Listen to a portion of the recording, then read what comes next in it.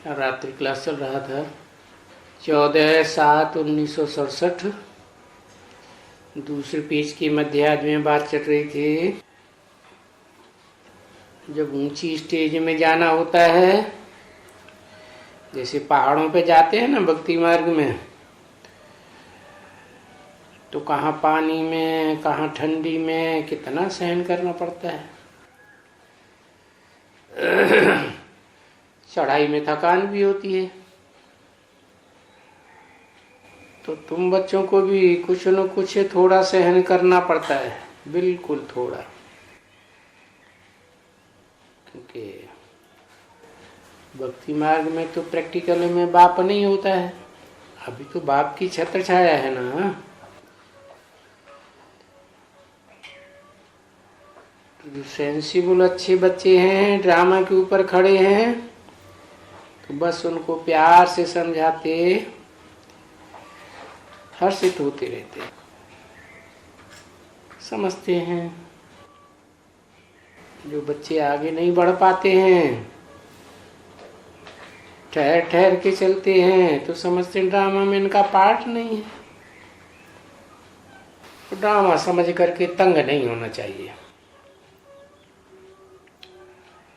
और बाबा ने तो समझाया है, अगर कोई अभी नहीं आते हैं और तुम अच्छे से समझाते हो, नहीं सुनते हैं, ध्यान नहीं देते हैं, तो भी तुम्हारा किया हुआ प्रयत्न पुरुषार्थ बर्बाद नहीं जाएगा, आगे चल करके आवेंगे।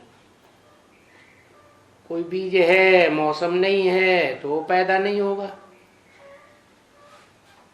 या पथरीली जमीन है, बुद्धि पत्थर बुद्धि पड़ा है, तो बुद्धि में नहीं बैठता। आगे चलकर के समय माहौल उनकी बुद्धि को भुरभुरा बनाएगा और वो आ जाएंगे। फिर भी कोई का भी कल्याण करने की कोशिश तो बहुत करनी है। ऐसे ही समझाना चाहिए कि हम इनका कल्याण करते हैं, क्योंकि हम तो कल्याणकारी बाप के बच्चे हैं ना। तो जो बाप का खून, वो हमारे अंदर खून, वो दुनिया में बाप का खून होता है, स्थूल खून। हमारा है संकल्पों का खून। हमारा विश्व का बाप सारी विश्व आत्माओं का बाप है, सबके प्रति कल्याणकारी है। तो हमारे संकल्प भी कल्याणकारी है। तो हमारे सामने जो भी आएगा, हम तो उसका कल्याण ही चाहेंगे ना। हमारा तो धर्म ही है, हमारी धारणा है कि किसी न किसी का कल्याण जरूर करना है। कोई कल्याण करने में, कल्याण होने में टाइम ले लेते हैं। जैसे कोई पौधे होते हैं ना, कोई फसल होती है, लंबे टाइम में फल देती है। यहाँ भी ऐसे ही है। कोई कोई 5-5, 6-6, 8-8 साल भी लगेंगे निकलने में। कोई 10 बरस भी ले लेंगे।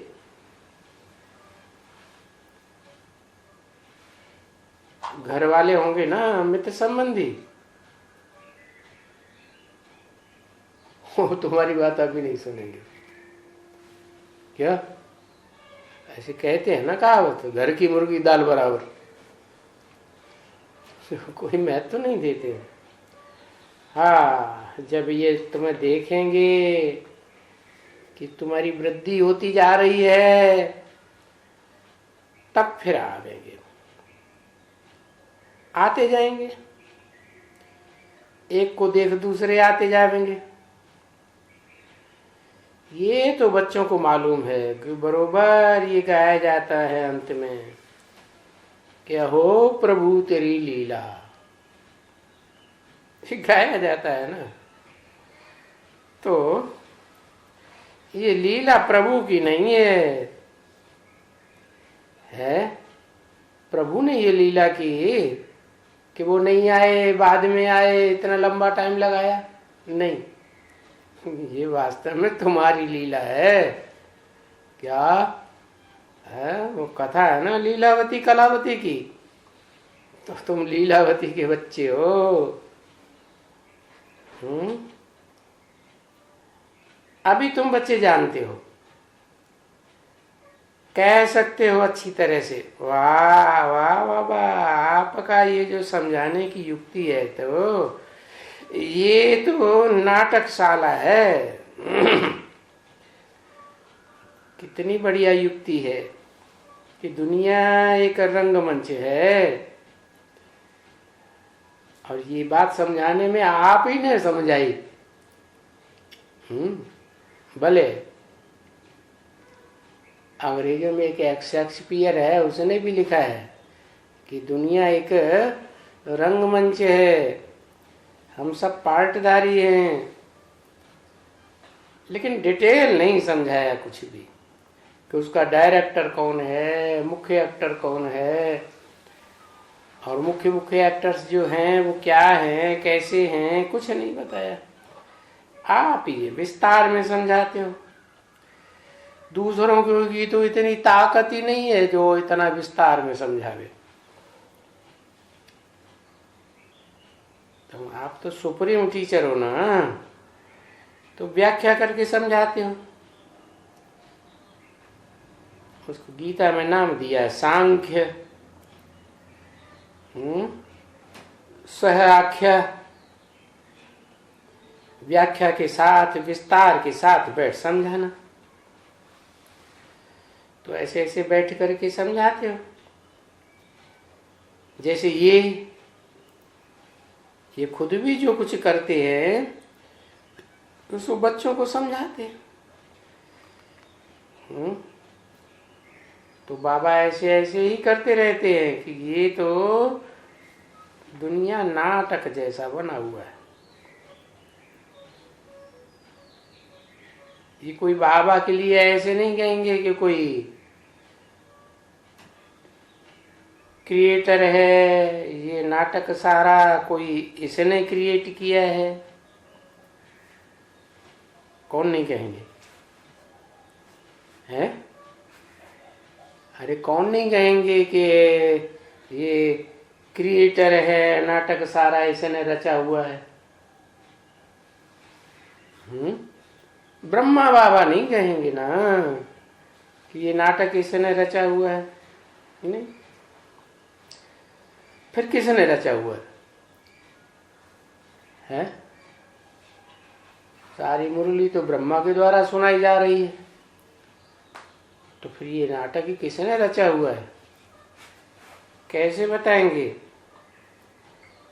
मुरली तो सुनी, मुरली सुनाई उनके मुख से, लेकिन उन्होंने गहराई से समझा नहीं ना। ये तो कृष्ण है ना, सतयुग का प्रिंस, बच्चा बुद्धि, बात को गहराई से समझा ही नहीं। क्रिएशन और क्रिएटर का हिसाब क्या होता है? क्रिएटर होता है, क्रिएट करता है। तो ये सारा नाटक क्रिएट किया हुआ है ना क्रिएटर का। तो तुमको तो बता ही दिया कौन है बड़ा क्रिएटर। व्यास, वो तो रटा रटाया हो गया। व्यास का मतलब ये विशेष रूप से इसी बात के लिए बैठ गया, ड्रामाबाजी करने के लिए। ड्रामाबाजी करने के लिए स्पेशल बैठक मार दी। तो ये ब्रह्मा बाबा क्रिएटर नहीं है, ये तो क्रिएशन है। नई दुनिया में भी ये पहली क्रिएशन बनेगा। कृष्ण बच्चा है ना, किसने क्रिएट किया? कहेंगे बाप ने क्रिएट किया। कृष्ण बच्चा सतयुग का नारायण बनेगा पहला, तो उसे किसने क्रिएट किया? कहेंगे उससे पहले वाले नारायण ने क्रिएट किया। उसी अपने बाप का टाइटल फिर इसको मिल गया, तो क्रिएशन हुआ ना। ये क्रिएट क्या करते हैं बताओ? पुरानी दुनिया को क्रिएट करते हैं। अरे बाप रे, कौन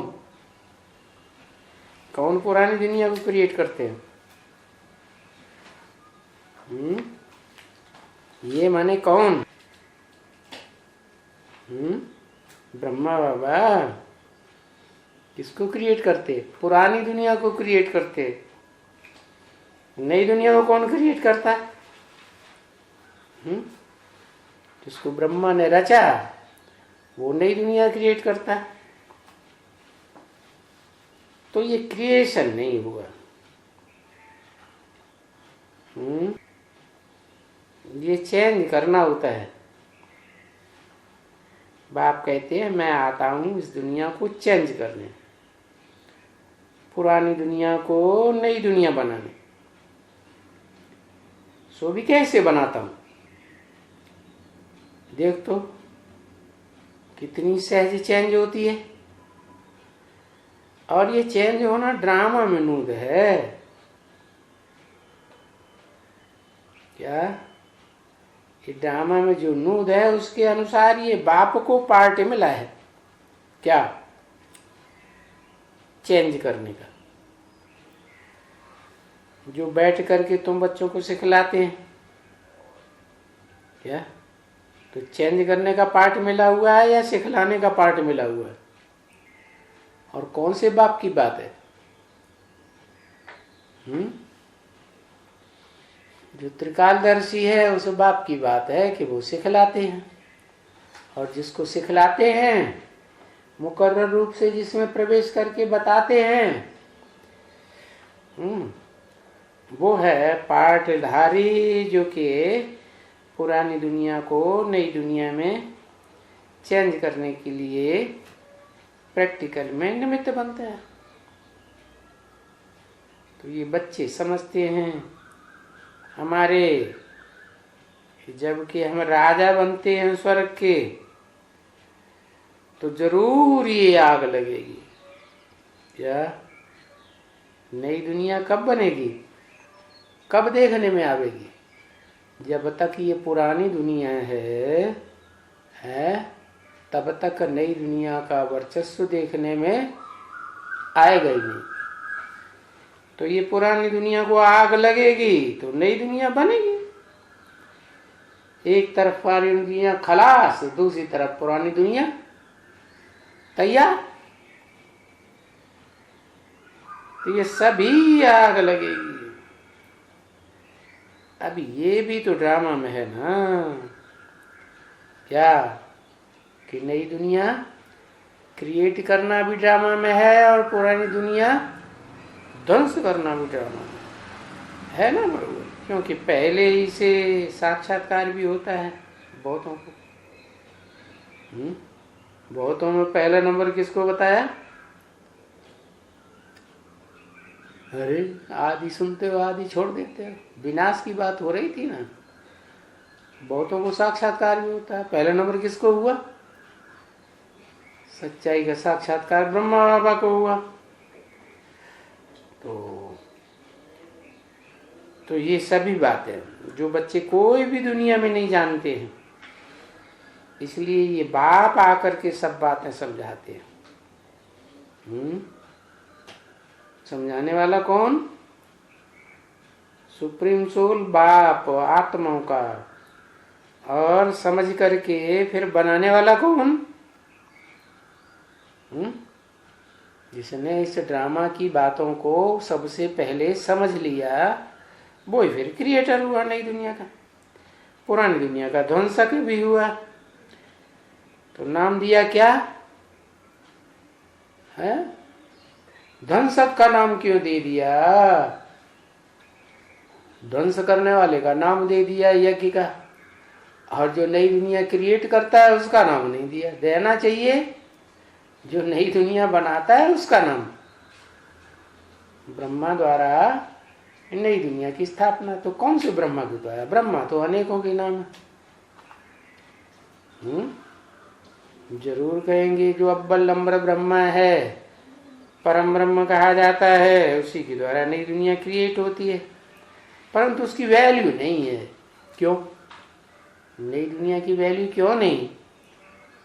क्योंकि पुरानी दुनिया का हुजूम बहुत बड़ा है। नई दुनिया कितने होगी? नई दुनिया ज्यादा से ज्यादा 4.5 लाख, 2.25 लाख रुद्रमाला, 2.25 लाख विजयमाला। सूर्यवंशी और चंद्रवंशी का मेल बन के बनेगा एक सूर्यवंश।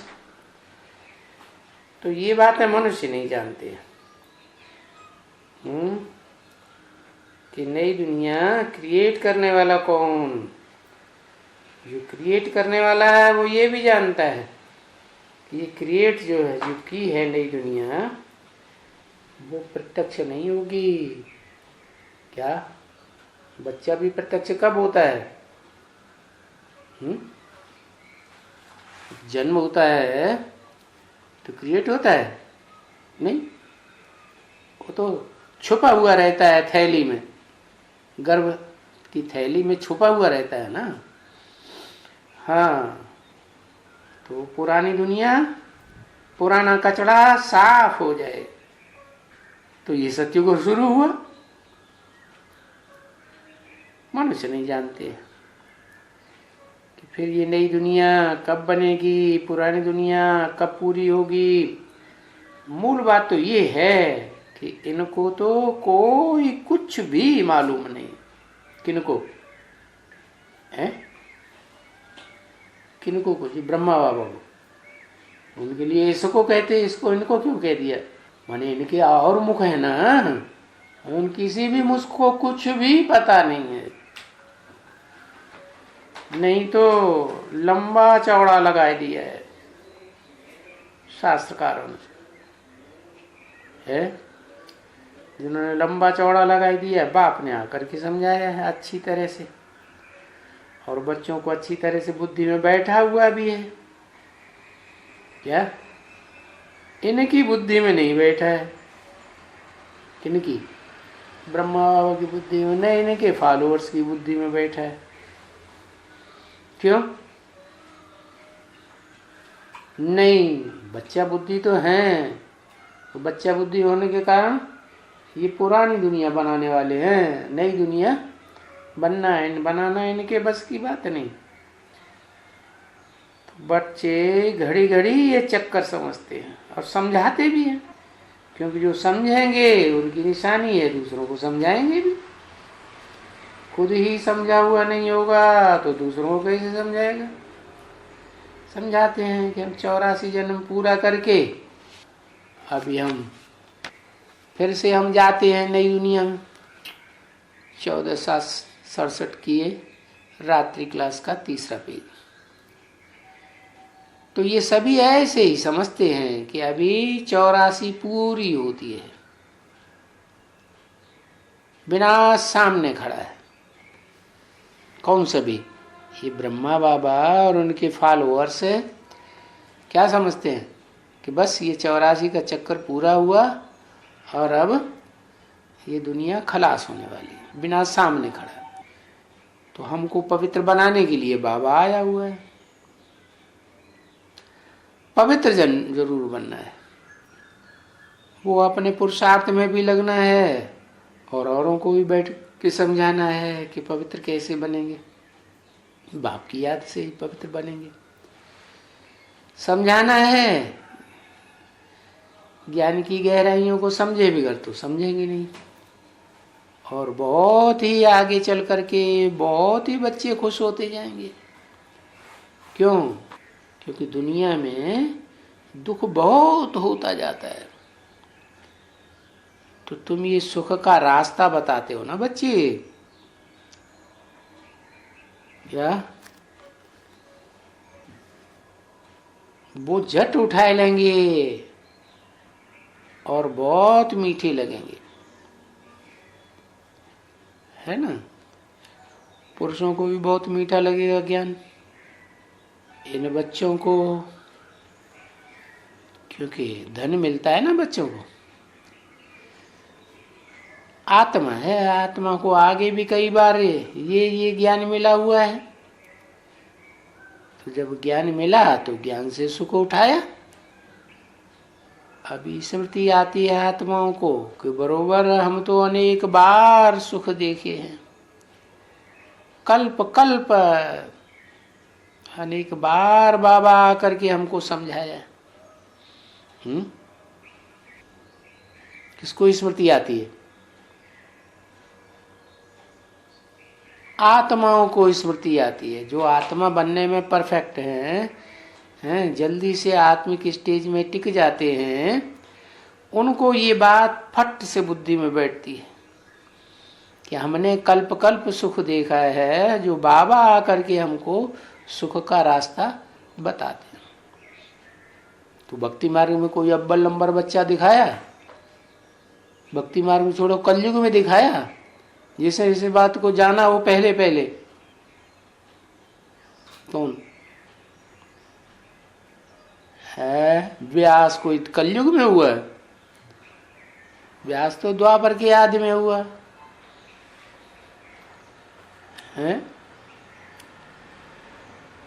कलयुग तमो प्रधान युग में भी किसी को याद रहता है कि हाँ बाबा करके कल्प कल्प हमको सुख देते हैं समझाए करके। अरे कितनी बार बताई दिया, कल्प कल्प लगी प्रभु अवतारा। किसने लिखा है? रामायण में तुलसीदास ने लिख दिया ना, आज से 300 400 500 वर्ष पहले ही लिख दिया था। तो इससे साबित होता है कि जब भगवान ही सृष्टि पर कल्प कल्प आते हैं, और फिर गीता में लिखा हुआ है संभवामि युगे युगे, माने 2 युगों के बीच में आते हैं। तो इससे साबित होता है ना कि हर कल्प में भगवान आते हैं और हमको सुख का रास्ता बताते हैं, और हम सुख की दुनिया मिलजुल करके बनाते हैं। क्या नारा बनाया? सर्व के सहयोग से सुखमय संसार बनाएंगे। तो फिर अनेक बार ऐसा हुआ है। तो समझ गए हो ना बच्चे अच्छी तरह से? क्या जब अनेक बार समझा है तो समझना कोई कठिन बात नहीं होना चाहिए। तो यही बातें दिल में रखनी है कि अनेक बार हमने ये चक्कर लगाया है। कौन सा? 84 का चक्कर। तो जैसे पूरे पूरे अपन को एक्टर समझते हो बेहद के, बाप क्रिएटर सहित, क्या कौन हुआ क्रिएटर? बाप है? बाप हुआ मनुष्य सृष्टि का बाप। वो भी तो बेहद का बाप है ना, 500-700 करोड़ का बाप। इब्राहिम बुद्ध क्राइस्ट तो फिर भी हद के बाप हैं। तो जो बेहद का मनुष्य सृष्टि का बाप है, वही क्रिएटर है, वही क्रिएट करता है और वही खलास भी करता है। तो ये भी समझते हो कि वो भी कौन? वो भी एक्टर है। कौन? मना जो मनुष्य सृष्टि का बाप है वो भी एक्टर है। क्रिएटर भले कहो उनको, मना वो एक्टर भी है और नई दुनिया का क्रिएट करने वाला भी है। उनको कहो क्रिएटर है, तो भी कहेंगे एक्टर तो है ही ना, क्योंकि ये सत्युगी क्रिएटर है। ये भी ड्रामा के अनुसार ये दिखलाते हैं, समझाते हो? क्योंकि था सतयुग। तो सत्युगी क्रिएटर कौन हुआ है? अभी अभी पिछली बताया,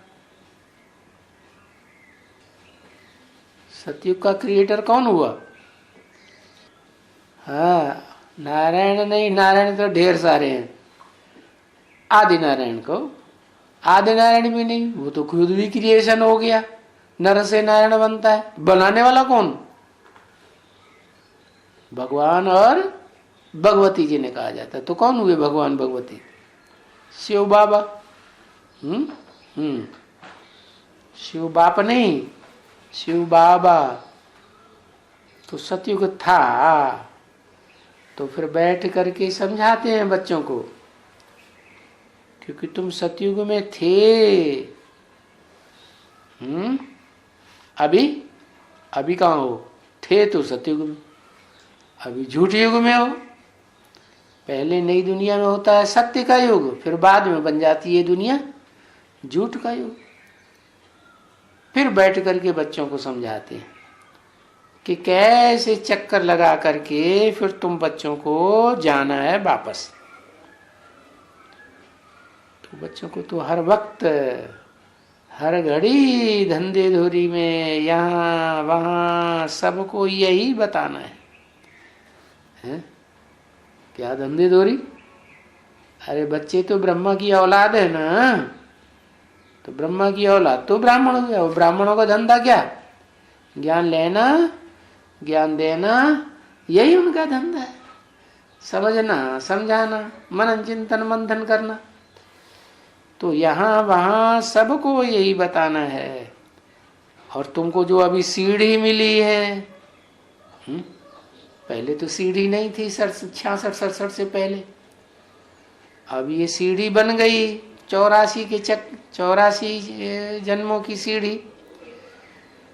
तो वो भी अच्छी तरह से समझते हो बरोबर कि पहले हम सतयुग में कैसे 16 कला संपूर्ण थे, फिर सीढ़ी उतरते उतरते कलाहीन बन गए। अब फिर हमको फिर क्या करना है? सीढ़ी को तोड़ के रख देना? नहीं, ये सीढ़ी तो अविनाशी है, उतरना चढ़ना, चढ़ना उतरना। अभी क्या करना है? अभी तो नीचे आ गए हैं, अब उल्टी चाड़ी चढ़ो। तो वो भी शास्त्रों में लिख दिया, गीता में लिखा है विपरिवर्तते। क्या ये संसार जो है विपरीत गति से परिवर्तित होता है, माने उल्टी चाड़ी चढ़ते हो तुम बच्चे। तो ये भी समझते हो कि बरोबर ये बहुत बड़ी दुनिया है, बड़ी लंबी चौड़ी। वहां तो तुम इतना ज्ञान नहीं दे सकेंगे लंबी चौड़ी दुनिया में। क्या 500-700 करोड़ को ज्ञान देना तुम्हारी बस की बात नहीं है। हाँ, तुम्हारी बस की बात नहीं है तो फिर करेगा कौन? वहां बड़ी दुनिया में तुम बच्चे इतना ज्ञान नहीं दे सकेंगे तो कौन करेगा? अरे बाप करेगा। वाह भाई, अरे धर्म पिताएं निकलेंगे उन धर्मों के जो सारी दुनिया में फैले हुए हैं अलग अलग धर्म खंडों में। वो धर्म पिताएं अपने फॉलोअर्स को सारा ज्ञान देंगे अपने सहयोगियों के द्वारा। तो इतना जरूर समझाना है। क्या क्या समझाना है? पहले तो ये समझना है कि आवाज तुम्हारा बहुत फैलने वाला है। क्या तुम सारी दुनिया को समझाएंगे नहीं, ज्ञान दे नहीं सकेंगे, फिर भी तुम्हारा आवाज सारी दुनिया में फैल जाएगा। बाबा तो समझाया ना, रात दिन यही बात का ख्याल करते रहना है कि कैसे बच्चों को ये समझावें। क्या बात समझावें? यही बात है कि ये दुनिया अभी नहीं उतना ध्यान दे रही है ईश्वरीय ज्ञान की बातों पर, परंतु आगे चल करके क्या होगा, सारी दुनिया को ये ज्ञान समझना पड़ेगा।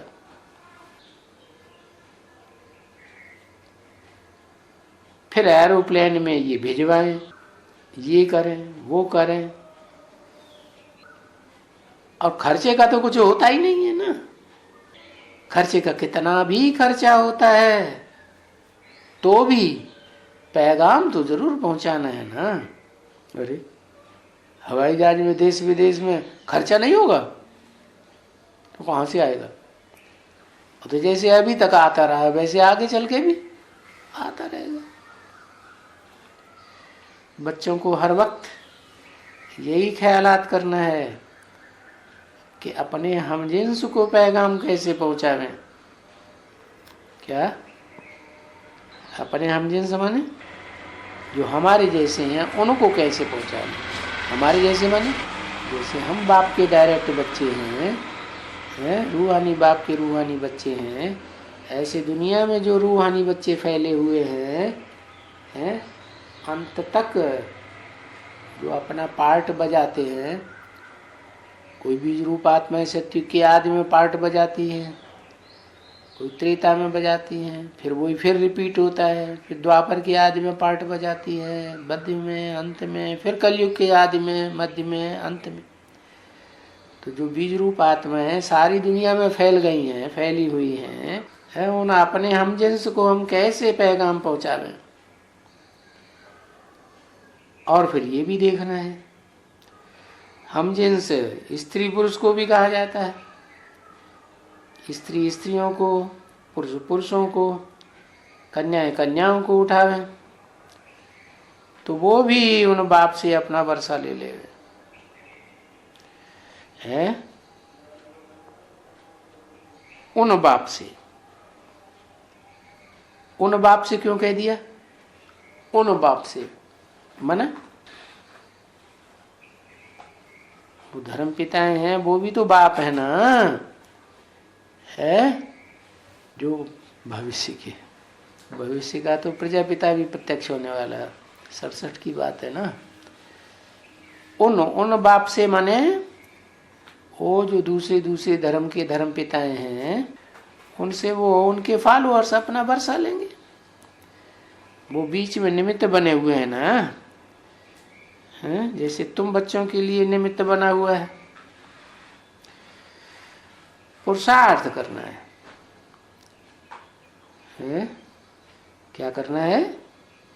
पुरुषार्थ। पुरुषार्थ माने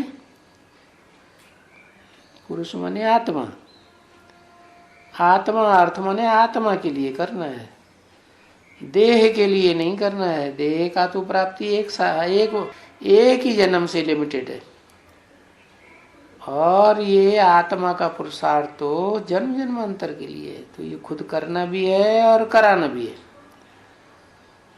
और औरों को भी कराना है। होगा तो अपने टाइम पर सबका, फिर भी सबका कल्याण करना ही है, आज नहीं तो कल। कल्याण तो सारी दुनिया का होना। और बच्चे भी यहाँ आए हैं जो निश्चय बुद्धि हैं, तो वो नंबरवार भी हो गए निश्चय बुद्धि।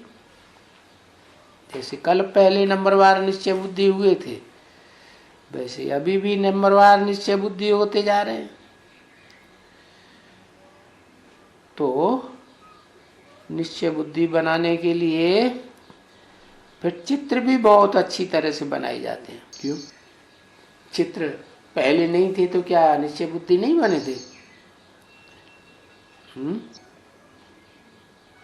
पहले चित्र नहीं थे तो निश्चय बुद्धि नहीं थे या नहीं थे?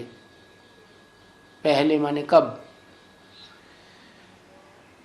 67 से पहले, जब चित्र नहीं बने थे तो निश्चय बुद्धि नहीं थे। अभी तो निश्चय बुद्धि हो गए, क्योंकि चित्र भी मिल गए। चित्र बनाए ही जाते हैं छोटे बच्चों को समझाने के लिए, बड़ों को समझाने के लिए चित्रों की क्या दरकार, बिना चित्रों का ही सारा समझ सकते हैं। तो ये चित्र अभी बहुत अच्छी तरह से बनाए जा रहे हैं। जो बेसमझ बच्चे हैं वो भी चित्रों से अच्छी तरह समझ जाए। ये कोई भी हमने इसमें कुछ भी ऐतराज उठाया ही नहीं है, और न कोई उठा ही सकते हैं कि ये चित्र क्यों बने। मैं नहीं समझता हूँ। कोई तुमको कहते होंगे कि ये कोई रंग चित्र है, नहीं। रंग चित्र तब होंगे जब तुम इनको समझाए नहीं सकेंगे। नहीं समझ सकेंगे तो कोई परीक्षा आएगी तो क्या करेंगे, चित्रों को चेंज करना शुरू कर देंगे। ये रंग है, क्योंकि रंग जो अगर कोई कहे कि नहीं ये तो रंग है, ये सतयुग तो लाखों वर्ष का होता है, अभी तो कलयुग 40,000 वर्ष पड़ा है। तो बोलो अरे भाई, सतयुग में इतने मनुष्य कहाँ होते हैं? अभी 2500 वर्ष में दुनिया की आबादी देखो कितनी से कितनी हो गई, और सतयुग में लाखों वर्ष होंगे तो कितनी आबादी हो जाएगी? कुछ ख्याल है? बताना। तुमको तो बहुत खुशी होनी चाहिए, जितनी तुमको खुशी है और होनी चाहिए। कि क्या कहा?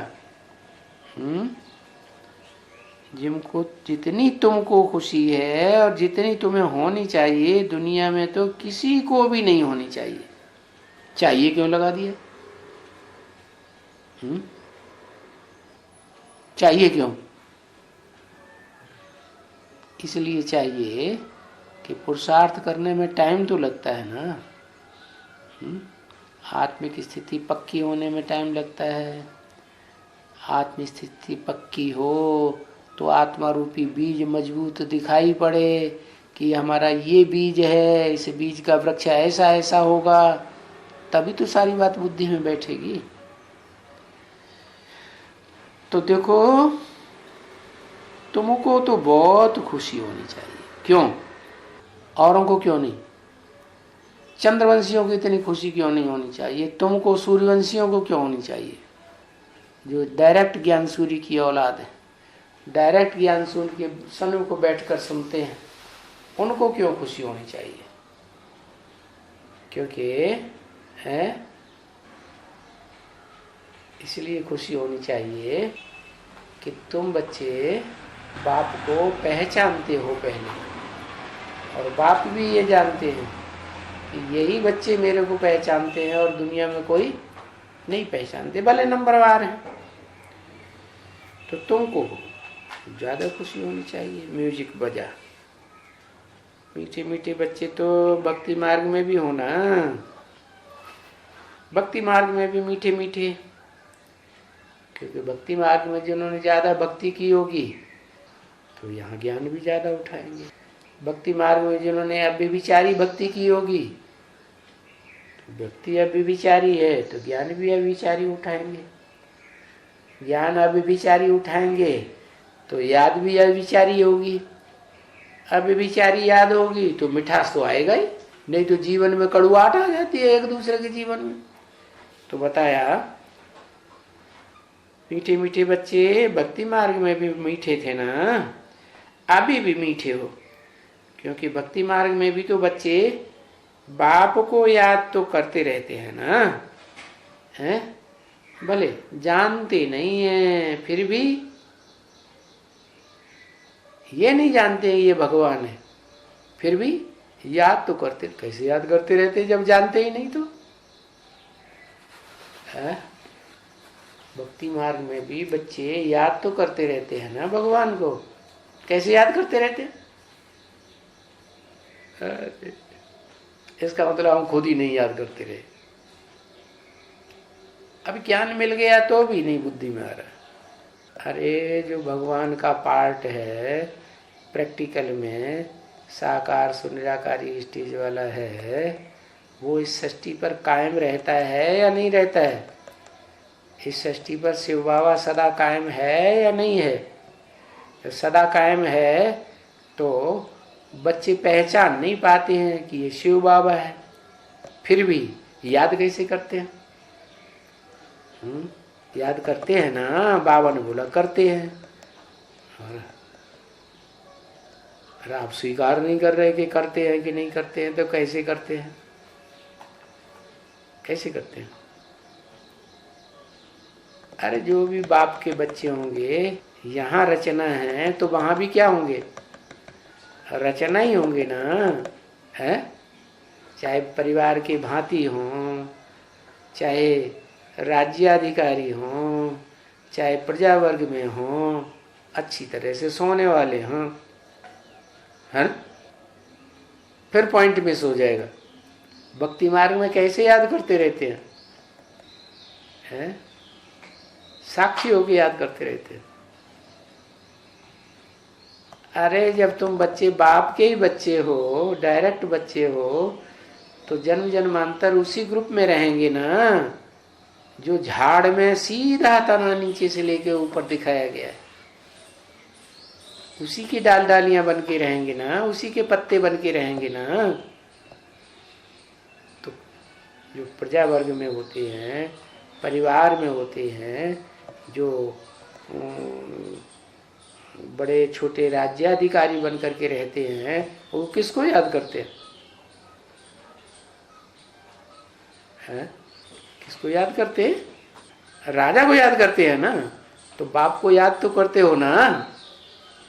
इसीलिए बताया कि भक्ति मार्ग में भी बच्चे, जो बच्चे हैं, आत्मा रूपी बच्चे हैं, रुद्रमाला के मणके हैं, वो याद तो करते रहते हैं ना। हैं? याद करते रहते हैं, तब तो यहाँ संगम युग में मुझे पहले पहचान लेते हैं। वहां अगर याद न किया हो तो यहाँ कैसे पहचानेंगे? अच्छा, तो मीठे मीठे बच्चों को याद प्यार और गुड नाइट। ओम शांति।